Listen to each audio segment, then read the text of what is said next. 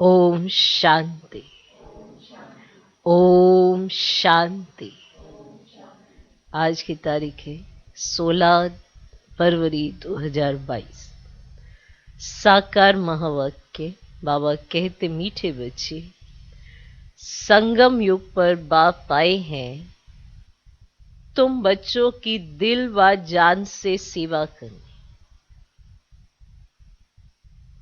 संगम युग पर बाप आए हैं तुम बच्चों की दिल व जान से सेवा करने। अभी ये ड्रामा पूरा होता है, तुम सबको वापस घर चलना है। संगम युग पर बाप आए हैं तुम बच्चों की दिल व जान से सेवा करने।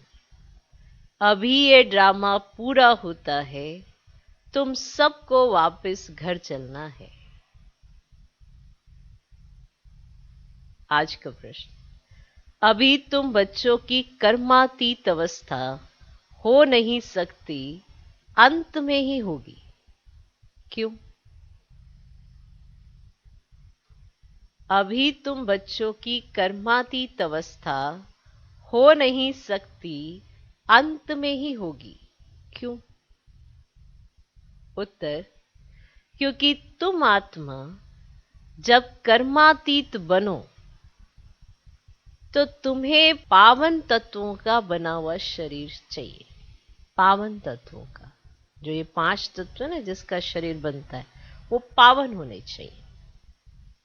क्योंकि तुम आत्मा जब कर्मातीत बनो तो तुम्हें पावन तत्वों का बना हुआ शरीर चाहिए। अभी तो ये 5 तत्व पतित हैं। अभी तो ये 5 तत्व पतित हैं। जब तत्व पावन बने तब कर्मातीत अवस्था हो। जब तत्व पावन बने तब कर्मातीत अवस्था हो। तुम बच्चे जब पूरे पावन बन जाएंगे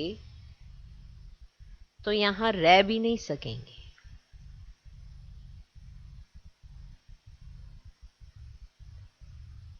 तुम बच्चे जब पूरे पावन बन जाएंगे तो यहां रह भी नहीं सकेंगे। पावन बने तो पावन दुनिया में पावन शरीर चाहिए।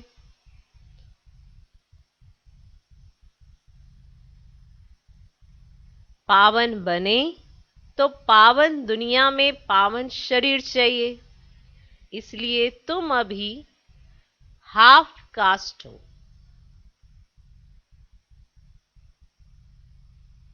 अंत में तुम्हारा पूरा बुद्धि योग जम जाएगा।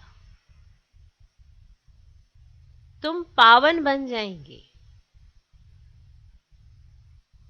तुम्हारे सब विकर्म विनाश हो जाएंगे।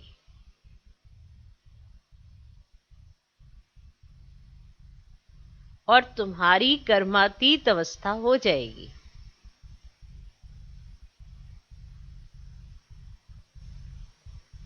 अभी तुम बच्चे, माना बाबा ने कहा अभी तुम बच्चों की, प्रश्न क्या था? अभी तुम बच्चों की कर्मातीत अवस्था हो नहीं सकती, अंत में ही होगी, क्यों? उत्तर, क्योंकि तुम आत्मा जब कर्मातीत बनो तो तुम्हें पावन तत्वों का बना हुआ शरीर चाहिए। अभी तो ये 5 तत्व पतित है। जब तत्व पावन बने तब कर्मातीत अवस्था हो। तुम बच्चे जब पूरे पावन बन जाएंगे तो यहां रह भी नहीं सकेंगे। पावन बने तो पावन दुनिया में पावन शरीर चाहिए। इसलिए तुम अभी हाफ कास्ट हो। अंत में तुम्हारा पूरा बुद्धि योग जम जाएगा। तुम पावन बन जाएंगे। तुम्हारे सब विकर्म विनाश हो जाएंगे और तुम्हारी कर्मातीत अवस्था हो जाएगी। आज का गीत है, दूर देश का रहने वाला आया देश पर आए।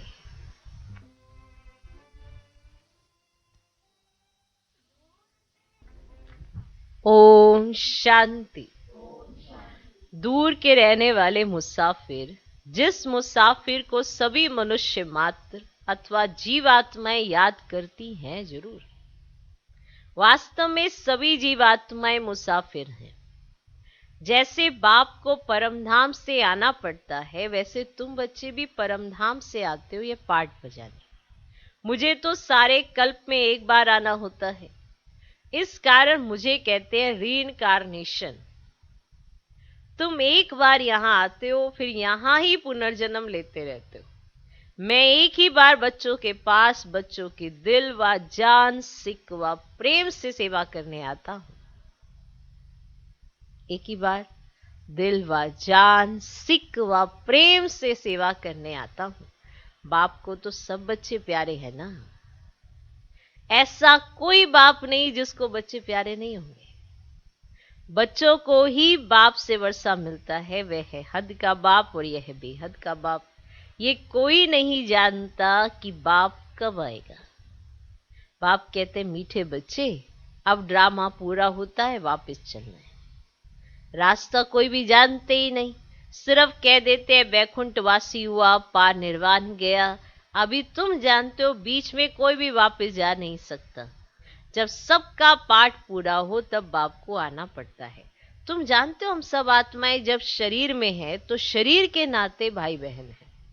हर एक को अपना अपना पाठ पूरा करना है, फिर सबको अपने अपने समय पर पाठ रिपीट करना पड़ेगा। बाप को सभी याद करते हैं कि हे पतित पावन आओ, हे सीता के राम आओ। एक राम एक सीता के लिए थोड़ी आएगा। सभी सीताओं का एक राम है। सब बच्चे याद करते हैं, भक्ति करते हैं। ये ड्रामा 5000 वर्ष का है। बाप कहते तुम अपने जन्मों को नहीं जानते हो, मैं जानता हूं। माना तुम नहीं जानते हो अपने जन्मों को, तुम्हें तो याद भी नहीं था, मैं जानता हूं। लाखों वर्ष की बात तो कोई बता ही ना सके। मुख्य पहली बात है गीता का भगवान कौन है। ड्रामा अनुसार भूले तब तो बाप आए। सिर्फ गीता पढ़ने से कुछ नहीं होता।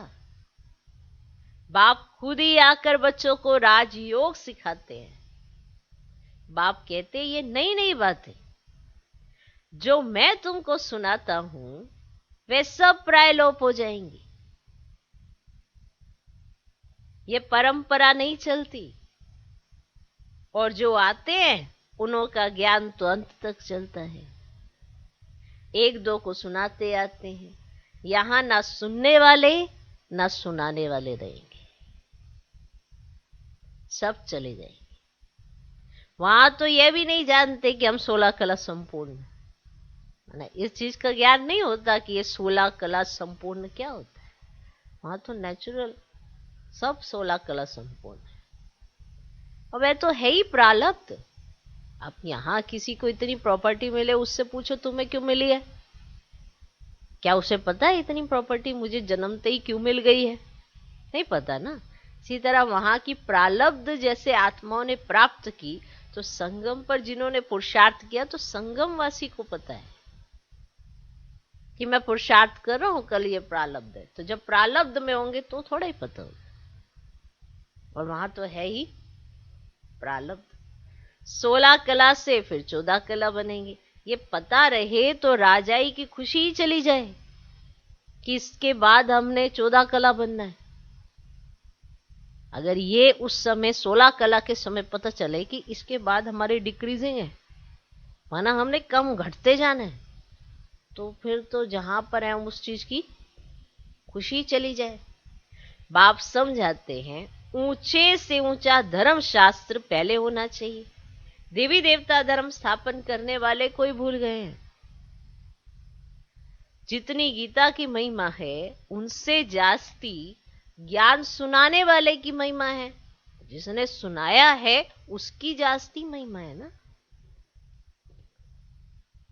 और कोई धर्म स्थापन करने वाले को भगवान नहीं कहेंगे। भगवान तो एक ही निराकार है, बाकी सब है साकार। गाया भी हुआ है श्रीमद् भगवत गीता, वह सबका सदगति दाता है। इस समय सब तमो प्रधान कब्र दाखिल है।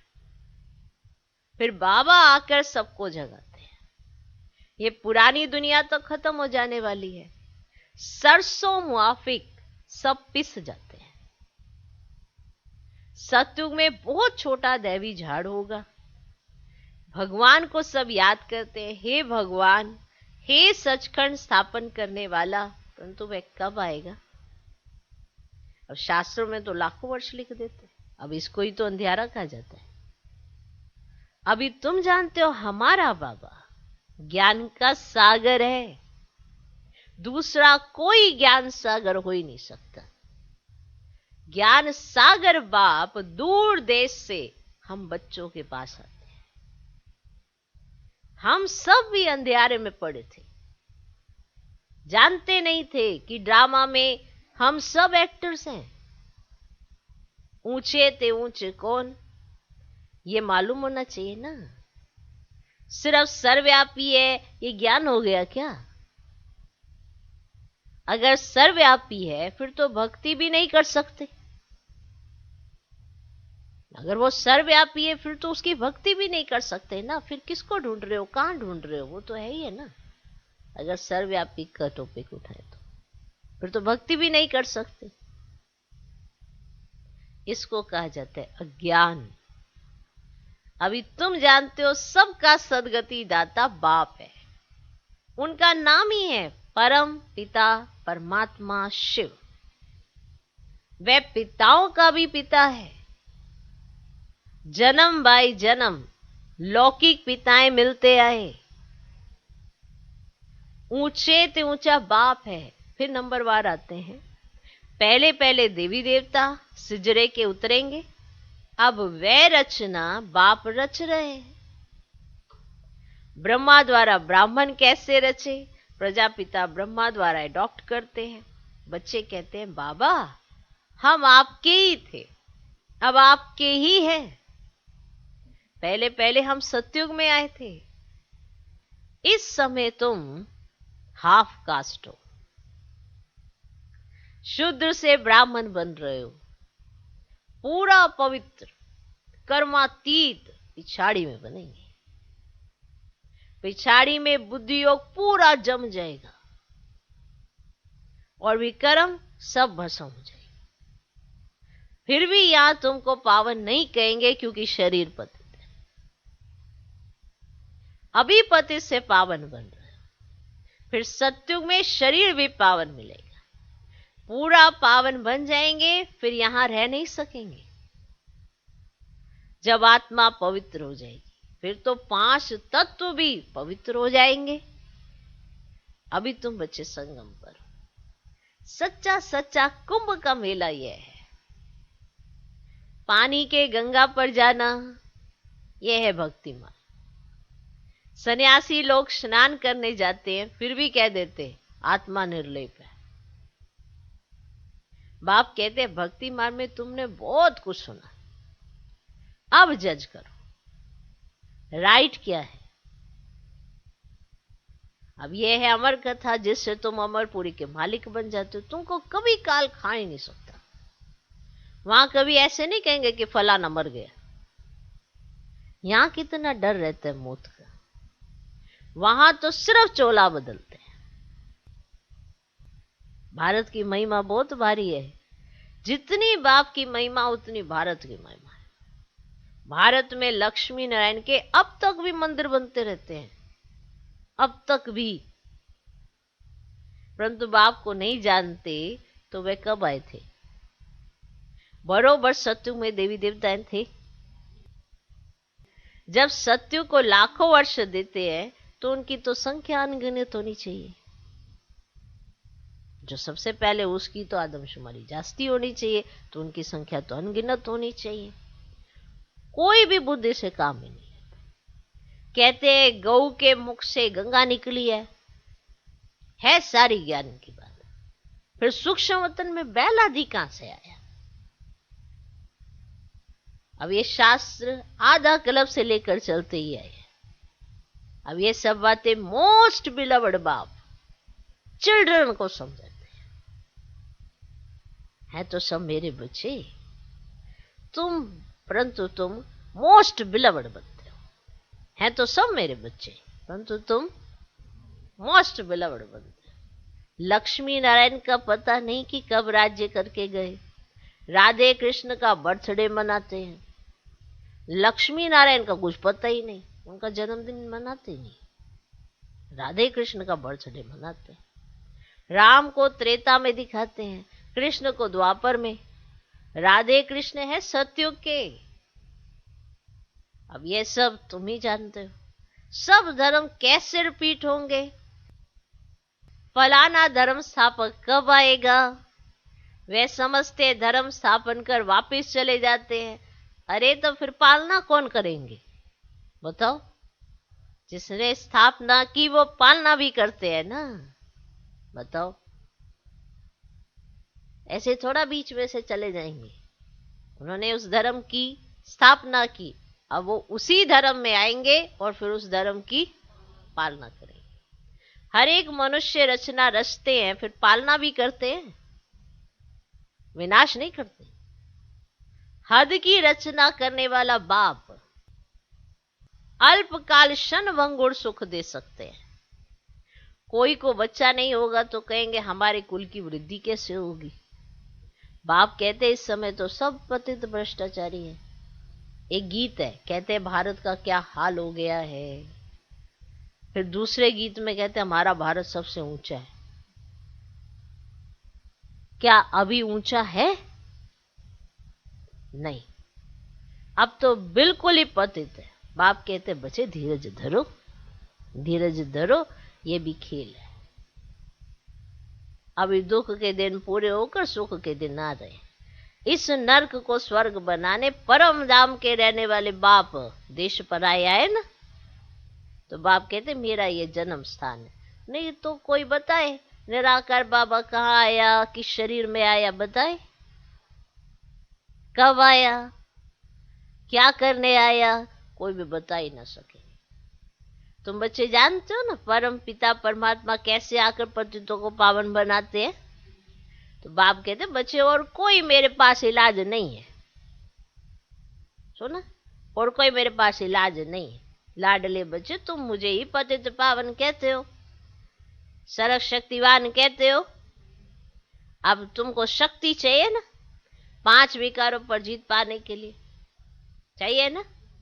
तो हिंसक लड़ाई की तो देखो यहाँ कोई बात ही नहीं है। अब यह है गुप्त, सिर्फ मुझे याद करो। अब इसको कहा जाता है जपा जाप। अब इस सब की वानप्रस्थ अवस्था है, सबको वापस जाना है ना, तो वह है शांति धाम। वहां से फिर ऑटोमेटिकली तुम सुख धाम में आ जाएंगे। तो शांति तो तुम्हारा स्वधर्म है ना। यूं तो इस राम राज्य में शांति मिल ही नहीं सकती। बाकी थोड़े समय के लिए चाहते हो तो अशरीरी होकर बैठ जाओ। शांति तो सबको चाहिए।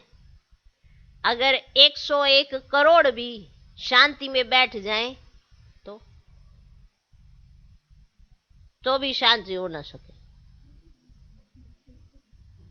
क्योंकि जो ओरिजिनल शांति हो ना वो यहां थोड़ा हो सकती है। 101 करोड़ भी तो सब सुन, 101 करोड़ बैठेंगे शांति में तो शांति हो जाए। तुम तो 10 भी बैठते हो तो कोई कोई कहीं जा रहा, कोई कहीं जा रहा। शांति में कहाँ बैठते हो? कहाँ होती है शांति? किसकी बुद्धि कहाँ, किसकी बुद्धि कहाँ? 5 भी बैठे तो हो जाती क्या? हाँ, अल्पकाल के लिए क्षण भंगुर आपको अनुभव होता है, बाकी शांति तो शांति धाम में मिलेगी, यहाँ नहीं है।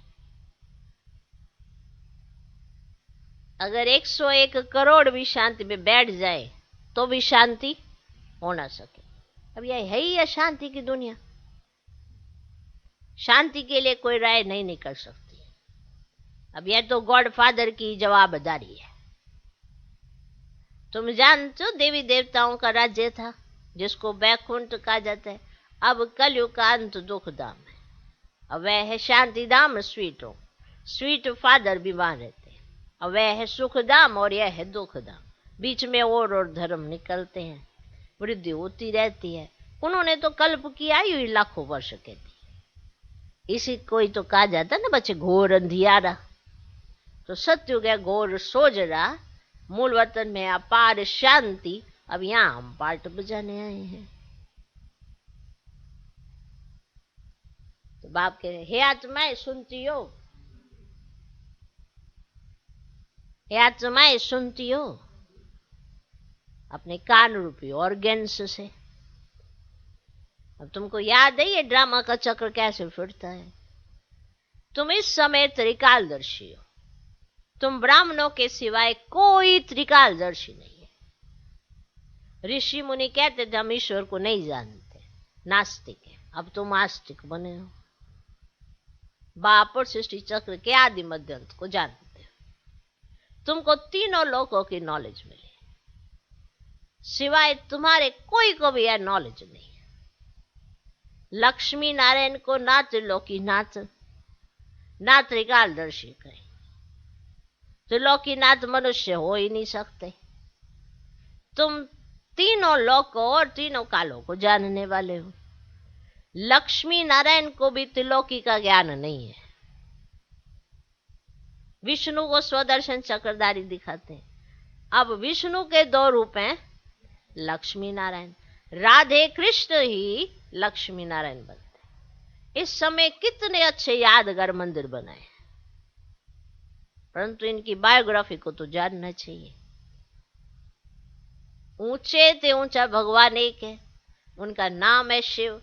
रुद्र भी कहते हैं। अब यह है रुद्र ज्ञान यज्ञ, कृष्ण ज्ञान यज्ञ होता ही नहीं। कृष्ण तो सत्य का प्रिंस है, वे क्या यज्ञ रचेंगे। रुद्र यज्ञ से विनाश ज्वाला प्रज्वलित होती है। सत्य में यज्ञ रचने की दरकार ही नहीं है।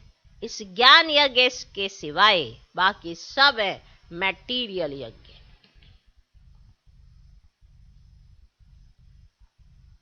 सुना? तो बाप ने समझा इनको यज्ञ क्यों कहते हैं।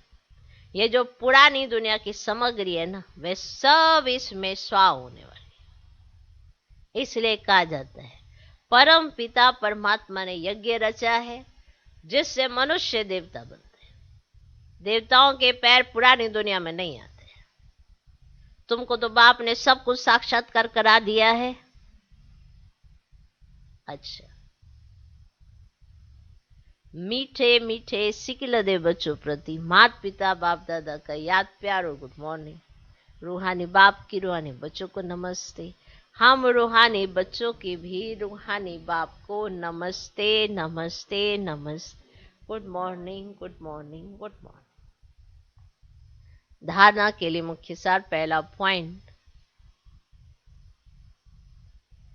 अपने शांत स्वधर्म में सदा रहना है।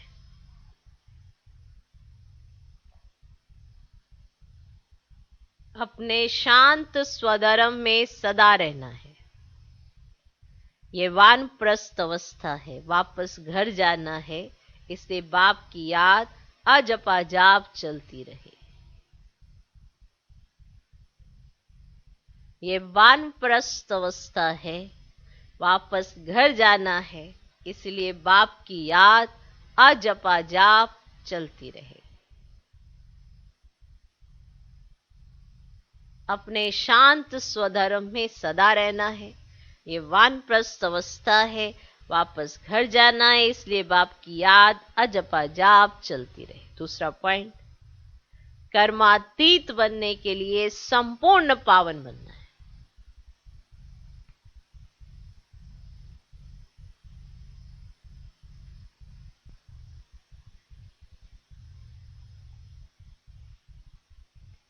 कर्मातीत बनने के लिए संपूर्ण पावन बनना है। जो भी कर्मों का बोझ है, उसे याद की यात्रा में रहकर उतार देना है। जो भी कर्मों का बोझ है, उसे याद की यात्रा में रहकर उतार देना है।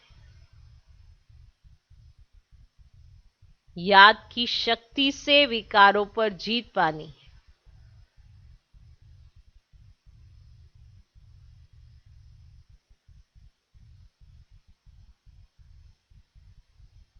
याद की शक्ति से विकारों पर जीत पानी है। कर्मातीत बनने के लिए संपूर्ण पावन बनना है। जो भी विकर्मों का बोझ है उसे याद की यात्रा में रहकर उतार देना। याद की शक्ति से विकारों पर जीत पानी। आज का वरदान, शुद्ध संकल्पों के घेराव द्वारा सदा छत्र छाया की अनुभूति कराने वाले दृढ़ संकल्पधारी भव।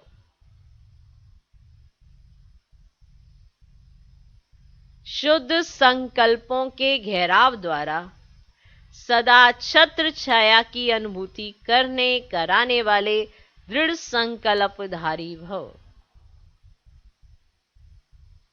शुद्ध संकल्पों के घेराव द्वारा सदा छत्र छाया की अनुभूति कराने वाले दृढ़ संकल्पधारी भव। आपका एक शुद्ध व श्रेष्ठ शक्तिशाली संकल्प बहुत कमाल कर सकता है। आपका एक शुद्ध व श्रेष्ठ शक्तिशाली संकल्प बहुत कमाल कर सकता है। शुद्ध संकल्पों का बंधन व घेराव कमजोर आत्माओं के लिए छत्र छाया बन सेफ्टी का साधन व किला बन जाता है। सिर्फ इसके अभ्यास में पहले युद्ध चलती है। व्यर्थ संकल्प शुद्ध संकल्पों को कट करते हैं, लेकिन यदि दृढ़ संकल्प करो तो आपका साथी स्वयं बाप है। विजय का तिलक सदा है ही। सिर्फ इसको इमर्ज करो तो व्यर्थ स्वतः मर्ज हो जाएगा। तो व्यर्थ संकल्प शुद्ध संकल्पों को कट करते हैं। इसीलिए आपको क्या करना है, दृढ़ संकल्प करो। और अगर आप दृढ़ संकल्प करोगे तो आपका जो साथी है, जो स्वयं बाप है, फिर विजय का तिलक आपका सदा है ही है। सिर्फ इसको इमर्ज करो तो व्यर्थ स्वतः मर्ज हो जाएगा, माना खत्म हो जाएगा। सिर्फ व्यर्थ संकल्पों को खत्म करने के लिए श्रेष्ठ संकल्प शुद्ध संकल्पों को इमर्ज करो। ओके, और याद रखो कि आपका साथी कौन है। कई कहते हैं कि हमें निश्चय तो पूरा है, पर क्या करें क्या करें। ये जो क्या करें इसी में निश्चय कट जाता है। इसे निश्चय पूरा है, वो क्या करे तो करता ही नहीं है ना, उसे निश्चय पूरा ही है। ओके, आज का स्लोगन, फरिश्ते स्वरूप का साक्षात्कार कराने के लिए शरीर से डिटैच रहने का अभ्यास करो। फरिश्ते स्वरूप का साक्षात्कार कराने के लिए शरीर से डिटैच रहने का अभ्यास करो। ओम शांति।